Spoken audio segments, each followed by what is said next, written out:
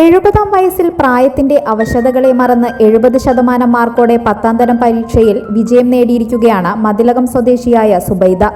Mathilakam block പഞ്ചായത്തിന്റെ സഹായത്തോടെ Perinjanam government UP സ്കൂളിൽ അവധി ദിവസങ്ങളിൽ നടത്തുന്ന സംസ്ഥാന സർക്കാരിന്റെ തുടർ സാക്ഷരതാ മിഷനിലൂടെയാണ് ഈ നേട്ടം കൈവരിച്ചത്.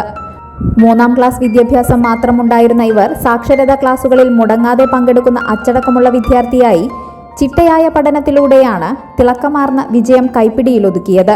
മക്കളുടെയും മരുമക്കളുടെയും പേരക്കുട്ടികളുടെയും പ്രോത്സാഹനത്തോടെ +2-വും കൈയോടെ ഡിഗ്രിയും എടുക്കാനുള്ള മാനസിക തയ്യാറെടുപ്പിലാണ് ഇപ്പോൾ സുബൈദ.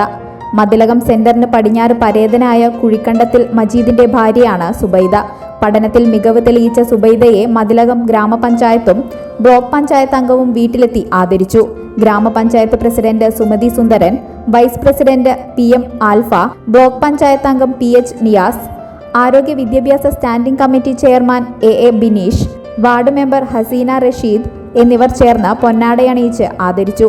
വിദ്യാഭ്യാസ സാംസ്കാരിക പ്രവർത്തകരായ TS Sajeevan, TS Raju, Abdul Khader, UK Ashraf, Sajitha എന്നിവർ ചടങ്ങിൽ പങ്കെടുത്തു.